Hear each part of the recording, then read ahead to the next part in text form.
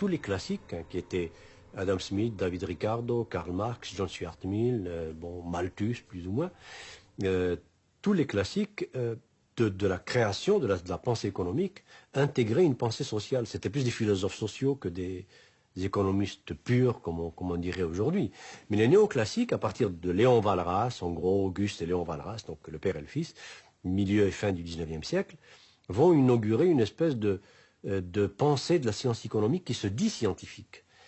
Alors, se disant scientifique, elle se dispense de toute pensée morale ou philosophique. Donc, elle se vide de tout le souci qu'avaient les classiques jusqu'à Karl Marx, qui était le souci suivant: qui fait de l'argent? Pourquoi fait-il de l'argent? A-t-il le droit de faire tant d'argent? Et est-ce juste? Est-ce injuste? Est-ce bon pour la communauté? Est-ce mauvais? Donc il y avait une dimension éthique dans la pensée économique. Et cette dimension éthique a été évacuée avec la pensée néoclassique, laquelle pensée néoclassique a ouvert la voie, le chemin à la pensée néolibérale, laquelle pensée néolibérale a ajouté à la pensée néoclassique, en plus de cette espèce de décret scientifique: nous sommes une science, donc nous faisons comme la physique, nous constatons que l'argent va de tel endroit à tel endroit, nous comptons, nous observons, nous classifions, mais nous nous gardons bien de porter un jugement, car la physique, qui est une science, qui est la science des sciences, ne porte pas de jugement.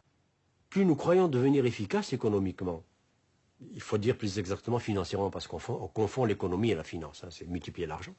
Donc plus on devient efficace dans la multiplication de l'argent, plus on perd du sens. Alors, est-ce que ça a du sens, par exemple, de dire que General Motors, je prends juste cet exemple, est efficace parce qu'ils ont fait 23, 24 milliards de dollars de profit net dans la dernière décennie, mais en même temps, ils ont fait 300 000 chômeurs.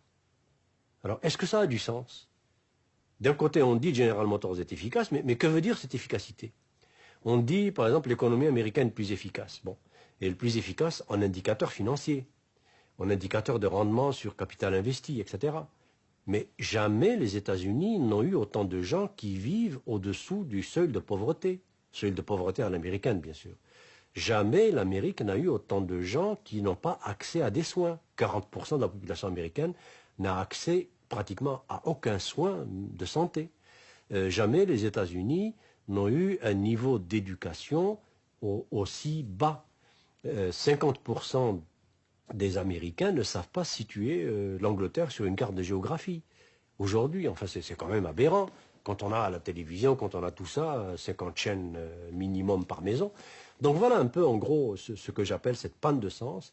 Nous devons être de plus en plus efficaces matériellement, économiquement, financièrement, mais écologiquement, socialement, politiquement, humainement, nous perdons de plus en plus de valeur et de qualité de vie. Voilà cette panne de sens. On ne sait pas en parler parce qu'il faut sortir complètement du discours économique dominant pour pouvoir commencer à mettre du sens. Autrement dit, il faut reformuler le problème depuis zéro. Or, le reformuler depuis zéro, il faut partir depuis Aristote. Aristote déjà avait dit, attention, ne confondez pas l'économique, qui vient de l'oikos nomia, la maison et la norme de conduite de la maison et de la communauté, avec la crématistique, qui est créma athos, l'accumulation de l'argent. Alors ça nous amène à la question de l'éducation. En éducation aujourd'hui, jusqu'à quel point enseigne-t-on Aristote? Qui connaît Aristote? Qui lit Aristote? Alors si je dis Aristote, je peux en dire autant de Victor Hugo, de Jean-Paul Sartre, d'Archimède, etc., etc. Bon, passons. Alors, aujourd'hui, on dit paradoxalement que nous sommes dans l'économie du savoir et de la connaissance, mais on n'a jamais aussi peu éduqué, aussi peu enseigné. Mais en même temps, on n'a jamais mis aussi d'emphase sur les institutions dites de formation et d'éducation. Mais je m'explique où est le paradoxe, où est le non-sens. Le paradoxe et le non-sens sont dans le fait que, à peu près partout dans le monde, et particulièrement en Amérique du Nord, on est en train de transformer l'institution d'éducation en institution de reproduction de serviteurs du système. Autrement dit, d'espèces de bipèdes pensants qui n'ont pas d'autres soucis, qui ne doivent plus avoir d'autres soucis que de maintenir ce marché libre et autorégulé et de maintenir cette mécanique à production et multiplication de l'argent. C'est ce qu'on appelle l'employabilité, c'est ce qu'on appelle former des employables, c'est ce qu'on appelle réformer l'éducation depuis le primaire jusqu'à l'universitaire pour former des gens qui trouvent leur place sur le marché du travail. Or ça, c'est horrible. Est-ce qu'aujourd'hui un Victor Hugo serait employable? Est-ce qu'aujourd'hui un Socrate serait employable? Est-ce qu'aujourd'hui un Paul Verlaine, un Rimbaud serait employable? Non. Donc il n'y en aurait pas. Mais que serait l'humanité sans Socrate, sans Aristote, sans Rimbaud, sans Verlaine, sans Victor Hugo? Que serait l'humanité sans ces gens-là? Nous serions des animaux. Alors aujourd'hui, sous prétexte que ce n'est pas employable, que le marché n'en veut pas, eh bien, on ne forme plus de poètes, on ne forme plus de gens de littérature, on ne forme plus de gens de mathématiques pures, on ne forme plus de gens de physique théorique, on ne forme que ce que l'industrie, l'entreprise financière veut pour alimenter la machine à multiplier l'argent. Alors qu'est-ce que c'est ces employables? Ce sont ceux que je vois moi-même dans les universités dans lesquelles j'enseigne à travers le monde, c'est-à-dire qu'au niveau le plus élevé, deuxième, troisième cycle, maîtrise, doctorat, c'est ce que j'appelle les technocrates, c'est-à-dire des gens des technocrates analysants, qui sont formés à analyser des problèmes, problem solving, et on leur fait croire qu'ils sont intelligents parce qu'ils font du problem solving. Alors que l'intelligence, ce n'est pas le problem solving. L'intelligence, c'est la formulation des problèmes. Celui qui est intelligent, c'est celui qui formule le problème, qui le met en énoncé, qui le met en termes de liens et de combinaisons, qui appelle une question. C'est celui-là qui est intelligent. Celui qui se penche sur un problème déjà formulé pour trouver l'équation ou la formule qui donne la solution, ce n'est pas lui qui est intelligent. Or, c'est ça qu'on nous fait croire.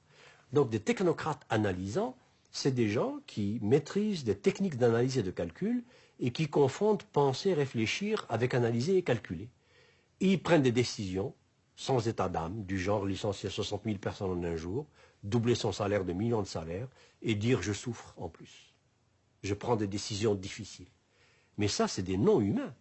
Quelqu'un qui prend des décisions sans état d'âme et qui le dit, c'était quelqu'un qui est en train de dire « je ne suis pas un être humain ». Alors de quel droit le laissons-nous prendre des décisions qui touchent à des êtres humains? Puisque lui dit « je n'ai pas d'état d'âme, donc je n'ai pas d'âme, donc je ne suis pas un être humain ». Alors, voilà les technocrates que nous formons au haut niveau. Au niveau intermédiaire, c'est ce que j'appelle les techniciens producteurs. Ces techniciens producteurs, c'est des serviteurs de machines, des servants de machines, depuis l'ordinateur jusqu'à la machine numérique qui débite des pièces de plastique ou d'acier ou d'aluminium. Eh bien, ces gens-là sont là pour faire en sorte que cette mécanique automatisée de production ne tombe jamais en panne. Et tout ce qu'on leur demande comme connaissance, c'est la logique de la machine ou de la série de machines dont ils ont la garde. C'est tout. Et encore plus, on leur demande simplement d'être capable de comprendre ce que la machine demande. Alors ce n'est même plus eux qui dominent la machine ou qui ont une espèce de supériorité humaine, de supplément d'âme ou de connaissance ou de sens par rapport à la machine. C'est l'inverse, c'est la machine qui dit si tu es assez intelligent, voilà où la puce qui cloche, voilà l'endroit où il faut changer la carte, voilà, etc. Et puis s'il n'est pas assez rapide pour faire ça, il n'est pas bon. Alors, et au niveau inférieur, qu'est-ce qu'on forme? Ben, on ne forme plus. 45% de la main-d'œuvre des multinationales américaines en particulier sont analphabètes totaux. Et les multinationales ne veulent pas changer ça. Elles ne veulent pas qu'on leur forme le moindrement ces gens analphabètes, parce que s'ils ne sont plus analphabètes, ils vont se mettre à poser des questions. S'ils se mettent à lire des journaux, des analyses fines, ils vont se mettre à poser des questions. Ils vont se mettre à se syndiquer, ils vont se mettre à réfléchir. Donc, surtout pas. Alors, nous avons aujourd'hui, particulièrement en Amérique du Nord et aux États-Unis encore plus, des diplômés du primaire et du secondaire qui sont à peu près dans une proportion qui est assez hallucinante, qui atteint chez nous en tout cas 1 sur 4 au Québec, et aux États-Unis, si on regardait les vrais chiffres, je suis sûr qu'on approcherait de la même proportion, sinon plus, qui sont diplômés et qui sont analphabètes, qui savent à peu près ni lire ni écrire, mais ils ont un diplôme. Et ce diplôme primaire ou même secondaire, ils l'ont obtenu par l'ancienneté, tout simplement par la présence et par l'âge. Et ça arrange le système. Parce que quand vous avez des opérateurs à la base qui sont des bipèdes quasi décérébrés, c'est-à-dire à qui on n'a même pas appris à penser, parce que pour apprendre à penser, il faut apprendre à lire. Et il faut lire. Si je veux apprendre à penser, il faut que je lise Victor Hugo. Il faut que je lise des poèmes, il faut que je lise des philosophes, il faut que je lise, c'est ça qui m'apprend à penser, des écrivains. Je ne peux pas penser sans me mettre des mots et des façons de manipuler ces mots dans ma tête. Alors si je n'ai pas ça, je ne peux pas penser. Donc, je peux devenir un excellent reproducteur du système qui ne pense pas et qui défend le système. Alors vous avez maintenant des ouvriers qui disent, et ça m'est arrivé, quand je vais dans des situations graves où il y a des fermetures, des mises à pied, etc., et puis je pose la question à des ouvriers, mais qu'est-ce que vous en pensez?